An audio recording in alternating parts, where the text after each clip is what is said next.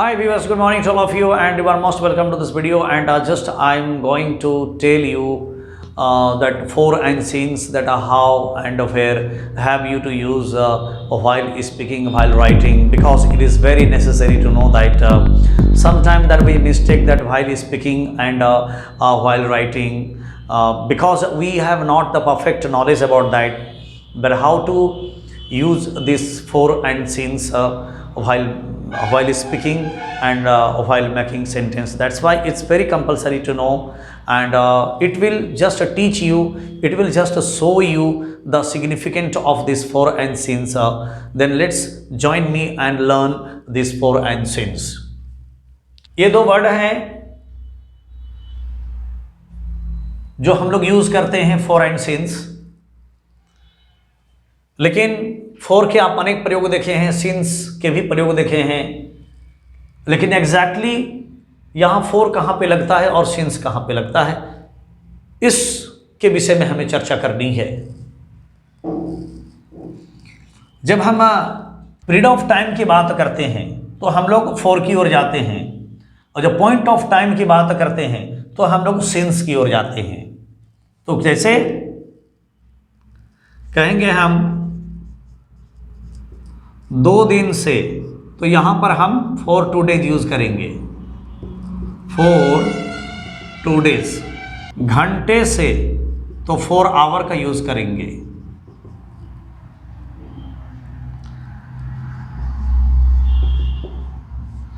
महीने से तो हम 4 यूज करेंगे, 4 मंथ। अगर हम वर्ष का यूज करेंगे, वर्ष से तो हम 4 का यूज करेंगे, 4 ईयर। इस प्रकार हम लोग यहां पर जो है 4 का प्रयोग करते हैं।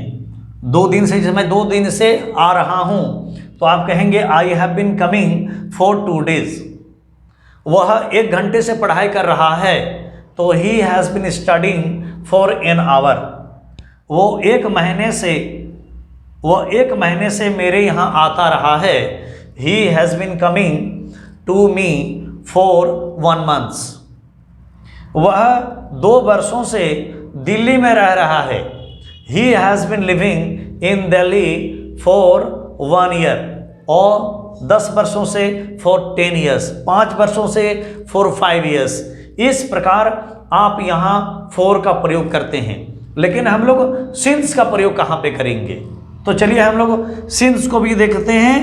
जब बात करते हैं हम आज से, दिन के नाम से अगर हम लोग यूज करते हैं, जैसे सोमवार से, मंगलवार से, बुधवार से, बृहस्पतिवार से, तो आप यहां पर जो है सिंस का प्रयोग करेंगे। सिंस मंडे तो क्या होगा? सोमवार से, दिन के नाम से के लिए है। फिर बात करते हैं रात से, सिंस नाइट। यहां आपको यह नहीं समझ लेना है कि दिन के नाम से उसका अर्थ होता है, उसका अंग्रेजी होता है सिंस मंडे। नहीं, दिन के नाम से के लिए मैंने एक उदाहरण लिया, सिंस मंडे यानी कि सोमवार से। आपको सोमवार से बोलना है, ऐसा नहीं कि दिन के नाम से का अंग्रेजी सिंस मंडे हो गया। रात से, सिंस नाइट। इस प्रकार आप यहां पर सिंस का प्रयोग करते हैं। मंगलवार से सिंस ट्यूसडे, बुधवार से सिंस वेडनेसडे, बृहस्पतिवार से सिंस थर्सडे। इस प्रकार आपने सिंस का प्रयोग यहां देखा। और भी ऐसे यूज हैं काल से यानी कि सुबह से, प्रातः काल है तो सिंस मॉर्निंग यूज करेंगे, सिंस मॉर्निंग। फिर बात करते हैं शाम से, सिंस इवनिंग यूज करते हैं। तो इस प्रकार आप काल में आप सिंस का प्रयोग करेंगे। रात से, सिंस नाइट आप यूज करेंगे। ये भी एक रात्रि काल है, ये सुबह काल है, ये संध्या काल है। इस प्रकार आप देखें यहां पर इसकी सिंस का प्रयोग यहां ऐसे हुआ है। फिर आगे बात करते हैं महीने के नाम से, महीने के नाम से। अब जैसे हम कहेंगे जनवरी से, सिंस जनवरी आप यूज करेंगे, सिंस जनवरी। इस प्रकार जनवरी से, फरवरी से, since February, since March, since April, since May, since June, इस प्रकार आप अंग्रेजी में सिंस का प्रयोग करेंगे। जैसे आप कहेंगे कि मैं जनवरी से उसे ढूंढता रहा हूं, I have been searching him since जनवरी।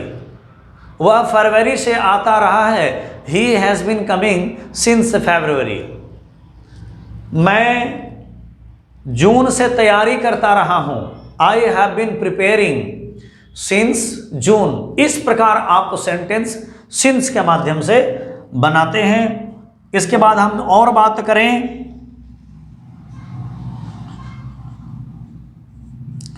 वर्ष के नाम से,